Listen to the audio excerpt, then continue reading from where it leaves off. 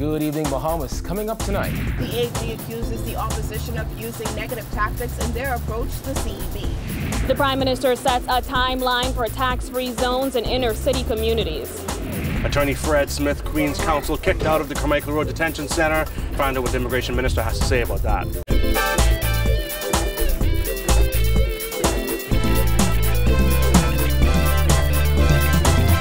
Our news is brought to you by Alive, the nation's newest and best LTE network. Good to be alive. Welcome to our news and thanks for joining us. I'm Kyle Joaquin. Topping news tonight, Attorney General Carl Bethel has accused critics of the Minnis administration's Commercial Enterprises Bill of vicious race baiting and stirring up xenophobic and irrational fears. He took offense to the labeling of the bill as Brent's bill and insisted that some members of the opposition are engaging in an exercise of scaremongering. Georgia Bain reports. Before the second reading in the Senate this morning, Attorney General Carl Bethel accused the opposition of employing tactics such as race baiting and scaremongering in their approach to the CEB. The debate in social circles has, in my view, been reduced to an exercise in race baiting, the stirring up of xenophobic and irrational fears, and scaremongering by some elements in the opposition. Snide comments such as the labeling of the bill as Brent's bill, being an obvious reference to the Minister of Immigration and former Deputy Prime Minister Brent Simonet, are erroneous, inaccurate, harmful, and redolent of vicious race baiting. Bethel defended Immigration Minister Brent Simonet as he claimed that the nickname coined for the bill as Brent's bill has nothing to do with the kind of political figure Simonet is, but has everything to do with his race and his legacy. The fact that Minister Simonet is the son of the premier of the last minority-led government in this country is not a circumstance that was in his control. Through his adult life, Minister Simonet has shown a commitment to public service and the advancement of the Bahamian people, which is to be commended. Bethel asserted that Bahamians should not forget the tactics used by the Progressive Liberal Party in the past, and added that these are the same measures the opposition is hoping to use in modern times. He listed various examples. The scaremongering by the leader of the opposition and his threat to potential investors and Bahamians who might take advantage of the provisions of this bill once enacted is equally to be deplored. Both of these responses, race baiting, scaremongering, these are tired old PLP tactics that have always been used in every instance against any meaningful FNM initiative. You know, many of us remember the obvious race baiting of the airing of the Roots miniseries the week before several general elections in the 1980s. According to Bethel, this is not the first time the PLP has shown strong opposition to a bill brought forth by the FNM government. But he said if given the choice of what to do with the bill, if the PLP secures the next government, he is sure the party would embrace it. Reporting for our News, I'm Georgia Bain. Well, former Minister of Grand Bahama, Dr. Michael Darwell, questioned the protection of Grand Bahamians in relation to the Commercial Enterprises Bill. Darwell said with Freeport being classified as a free trade zone, it is essentially a commercial enterprise zone over which the government has little to no control. Some 200 Grand Bahamians were trained and employed, which this government funded in partnership with the Grand Bahama Shipyard. But reports coming back to us that this program was shelved a few months ago. And most of the Bahamians trained as riggers, blasters, painters, and scaffolders are no longer employed at the Grand Bahama Shipyard and have subsequently been replaced by expat workers. Darwell said the number of Grand Bahamians who have lost their jobs continues to grow since the new administration took office, and he fears the Enterprises Bill will only make matters worse. But this is only one example to demonstrate to the government how trained Bahamian workers can easily be displaced by foreign companies operating in commercial enterprise zones, and only reconfirms the fears of many throughout our country that the proposed liberalization of work permits in commercial enterprise zones can disenfranchise trained Bahamian workers. We have examples of it in Grand Bahama. Madam President, We know the story enough and very well on Grand Bahama that many workers who live in this environment every day continue to walk on eggshells in the workplace in fear of losing their jobs. Darville urged the government to consider the implications of the Commercial Enterprises Bill before moving forward. Companies operating in these commercial zones, in my view, would always opt to hire expat workers. I've sat in the chair. Instead of trained Bahamian workers because of the control factor, costs involved, and the constant fear of unionization in their operations. This is a reality. Residents of over-the-hill communities will have to wait for those tax-free zones promised by the Free National Movement on the campaign trail. Prime Minister Dr. Hubert Minnis admitting today that his administration will not move on the matter until proper legislation is in place and the 2018-2019 budget is passed. Jasmine Brown has the details in this report. The Prime Minister insisting today that he has not paused those plans to create those tax-free zones. Minnis said with an increase in crime, violence, and gang participation in many of the over-hill communities, his administration has devised plans to revitalize those communities. He says a major part of the plan is setting up tax-free zones in those communities. But when pressed for specifics on those zones, the Prime Minister would only say this. I still try to stick within the framework of the law. I'm not like the other fellas. I try to stick in the framework of the law. So we'll bring the legislation and do it properly, scientifically, and in a modern fashion. So when will the legislation be debated in the House of Assembly? Well, according to the Prime Minister, not for another 6 months. We would bring the legislation in at our next budget debate, which is May, and the new budget must be in by the end of June. Legislation will be in at that particular time so that we can then commence movement of the revitalization and restructuring and change of the over-the-hill community. I know when you see it, you'll want to move back to over-the-hill, but they ain't got no room for you. However, he did say the legislation will be supported by a white paper that will be available for public consumption. The Prime Minister made the comments at the Willard Patton Preschool during the launch of the Over-the-Hill Rejuvenation Pre-Assessment Phase. Minnis said he intends to launch several initiatives, including his targeted tax incentive program throughout inner-city communities in the coming months. He says the government is looking to partner with the University of the Bahamas, the church, civil society, the private sector, and leaders of the over-hill communities to carry out the plan. In the year ahead, my government will outline a number of initiatives and signature programs for the ongoing revitalization of various communities.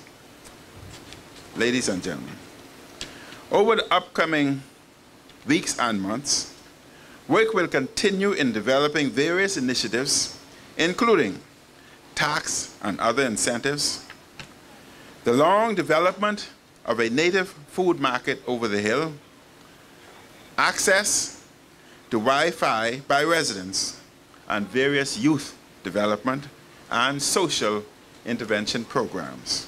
The launch of the preliminary phase of the Over-the-Hill program was also marked by the presentation of tablets to the students of Willard Patton School. The tablet presentation is a part of the Ministry of Education's e-learning project, which includes 10 other public schools. Reporting for our News, I'm Jasmine Brown. The driver of a motorcycle and his passenger died tragically at the racetrack at Queen Elizabeth Sports Center last night after his bike collided with a black vehicle. Blood-soaked grass and scattered motorcycle parts were seen as officers conducted the preliminary investigation.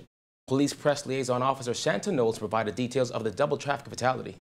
A black vehicle with one driver and a motorcycle collided on this road, resulting in the driver of the motorcycle and his passenger being confirmed deceased on the scene. As we are early on in this investigation, we are unable to speak to the factors at this time, or not prepared to speak to the factors of the accident at this time. 6 people died in traffic accidents on 3 islands over the weekend. A man died early Sunday morning after he reportedly lost control of his Nissan Tida and crashed into a utility pole at Eastern and Johnson Roads. The day before that, a 68-year-old woman was killed on Grand Bahama when a truck hit her as she was walking. 2 men also died as a result of a traffic accident on Abaco. Knowles did not comment on the circumstances surrounding either of these accidents, but urged motorists to exercise caution. the rules and regulations of the road, to drive for you, your passengers, and for other road users, including the pedestrians. We're going to also ask motorists to not drink and drive. Please do not drink and drive. Do not use distracting things in your vehicle as you are driving or even riding on motorcycles. Police attributing the decrease in overall crime to the war on gangs. Senior Assistant Commissioner of Police Stephen Dean telling reporters today that going after known gang leaders and their followers has reaped benefits. He asserted Bahamians should notice an even bigger reduction in crime in 2018. Going to 2018, I'm looking how we're leaving now, and we feel that we feel good about the perspective of next year. It looks good. Efforts in the crime fight appear to be working, according to Senior Assistant Commissioner of Police Stephen Dean. He said it's mainly because of increased police presence in hotspot areas and the establishment of an anti-gang unit targeting those known to be affiliated with gangs. Self-proclaimed gang leaders and gang members or persons who are known to be involved in trafficking of firearms and armed robberies, and we have been targeting these persons, paying some attention to them, using all of our resources in those directions. You have seen some of the results. However, he said criminals appeared to have been networking, making connections with gangs in the U.S. to bring in drugs, ammunition, and firearms. The gang leaders, their operations the tentacles are very far, not germane to the Bahamas. So criminals are connected in the global world. So our investigations might lead us outside of country, sometime to tie a criminal conviction internally. And now going into the holiday shopping season, police have upped their game, pulling all officers who don't usually get outside the office and putting them on the streets. However, he says at the same time, business owners and customers also have a role to play in protecting themselves and their belongings. Large sums of money are being left at business places. And then conveniently, either that night the place is broken into, or that morning the place is held up and robbed. So we continue to look at that. And while at the same time we are asking business persons to look at the persons that they hire, get a background check on these persons, know your employees who you have working with you. Wear as less jewelry as possible. Leave the expensive jewelry at home or somewhere in a secure place. Do not travel with large bags or be overloaded with bags. And of course, if you're shopping, you may have to make a stop at an ATM. As police tend to notice an increase in armed robberies this time of year, here's a tip.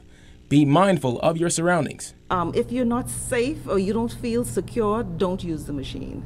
If you see that there are persons lurking around the banking institution or wherever the machines are erected, do not use the machine. Go to another one. Use those ones that are properly lit, and especially if security officers are in the area.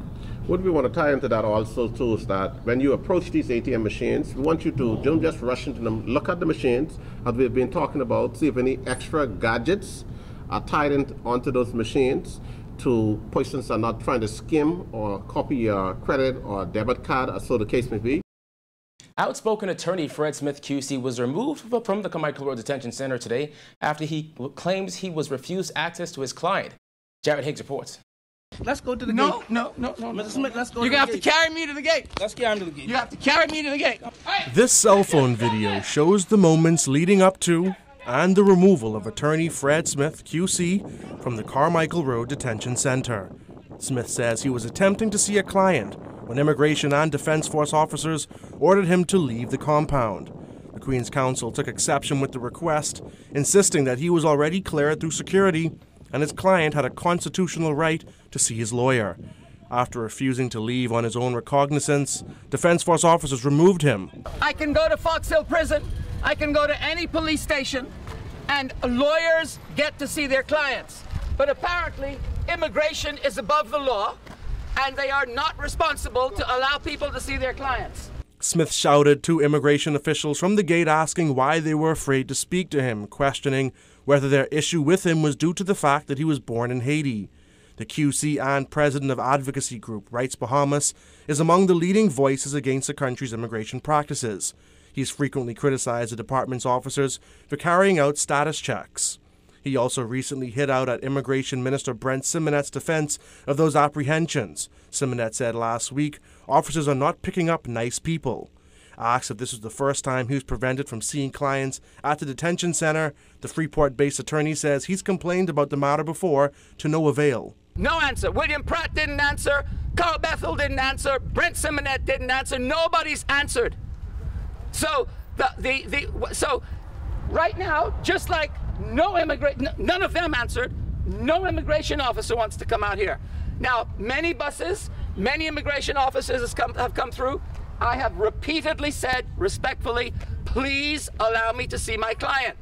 And they just pretend as if I don't exist. They film me instead. Now, we attempted to speak to Immigration Minister Brent Simonet as well as the Director of Immigration, William Pratt. Now, both men were too busy to speak to us on camera, but they did agree to telephone interviews. Mr. Fred Smith wrote to the Department of Immigration about gaining access to the detention center. He did not mention, to the best of my knowledge, anything about clients. Okay. So therefore, he is not one of the categories of people that is allowed access to the detention center. Mr. Fred Smith has access to me at all times, whether at Facebook or my cell number, just like you do.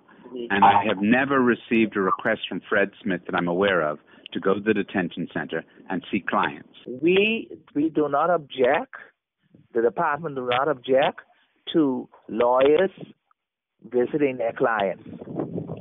However, just through professionalism, to give us a courtesy call and advise us of a time and the name of the client. Back at the detention center, Smith continued shouting from outside the gate, but it would be to no avail. Hey, immigration in the back there. You see all the immigration in the back? Hey, can you all please let me see my client? Reporting for our news, I'm Jared Higgs. When our news comes back from the break, Queens College honors Sir Durward Knowles. Stay with us.